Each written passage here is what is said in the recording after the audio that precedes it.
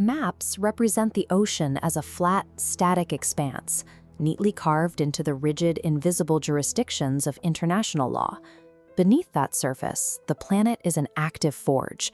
The oceanic crust is deeply fractured, leaking and erupting magma through submerged cauldrons that have been continuously redrawing the world's maps for billions of years.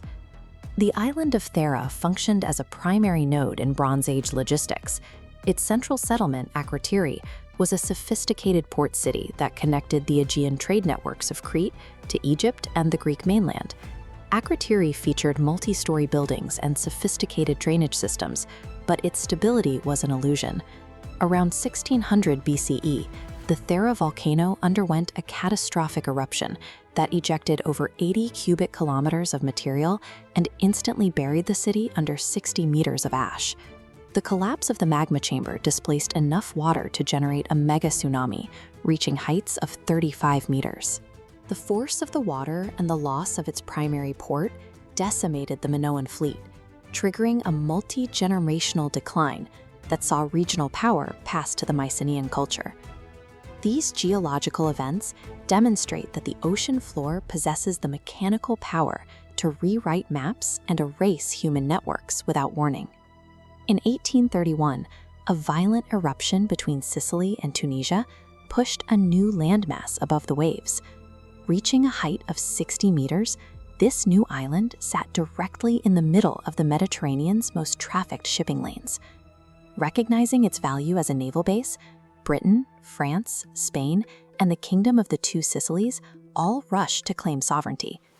Nations threatened military action over what they believed was a permanent strategic asset. The dispute was resolved by geology rather than diplomacy. The island was composed of tephra, loose, unconsolidated volcanic gravel. Within 6 months, the Mediterranean waves eroded the island back beneath the surface, taking the international crisis down with it. Not all volcanic islands are so ephemeral.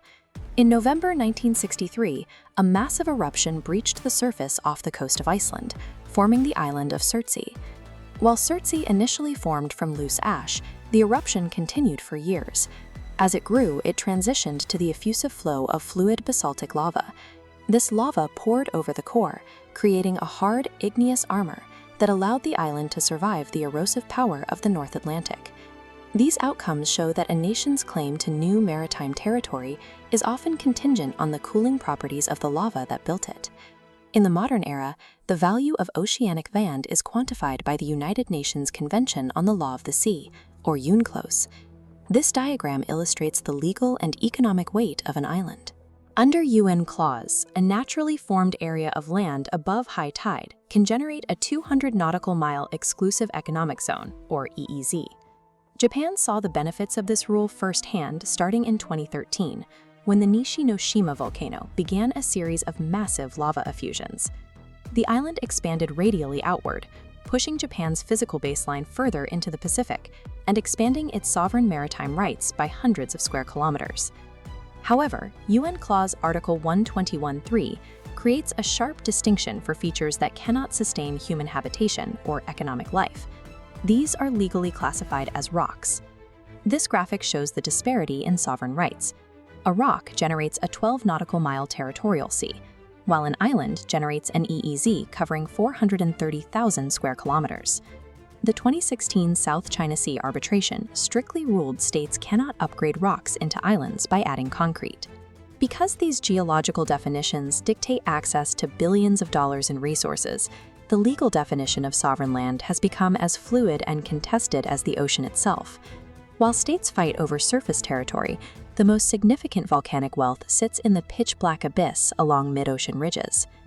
Down at hydrothermal vents, organisms like the giant tube worms thrive without sunlight. They rely on chemosynthesis, using specialized bacteria to convert the chemical energy of volcanic hydrogen sulfide into organic matter. These same superheated fluids leach metals from the Earth's crust. As the fluid hits the cold ocean, metals like copper, zinc, and gold precipitate out, forming concentrated deposits known as seafloor massive sulfides. In order to manage these resources, UNCLOS established the International Seabed Authority. Their role is to protect the international seabed as the common heritage of humankind, ensuring no single state can claim these minerals for themselves. This legal countdown tracks a growing vulnerability. In 2021, the nation of Nauru invoked an obscure 2-year rule.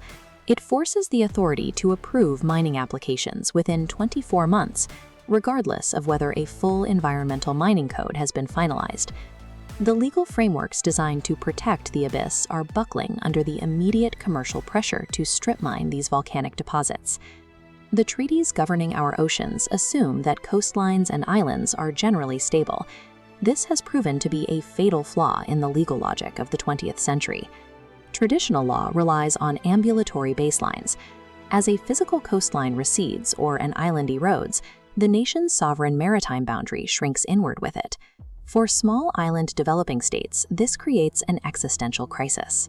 As sea levels rise, their islands are physically disappearing, threatening their legal existence. To fight this, the leaders of the Pacific Islands Forum issued a landmark declaration in 2021 to protect their maritime heritage. This graphic shows the legal shift. Pacific nations are abandoning the ambulatory model, arguing their maritime zones must be permanently locked using precise GPS coordinates. By doing this, they preserve their statehood and economic zones, even if the physical island is completely submerged. Human law is currently straining to impose static order on a planet that is inherently dynamic. Whether defining a habitable rock or locking coordinates to survive a rising tide, we are fighting the violent, shifting geology of the sea.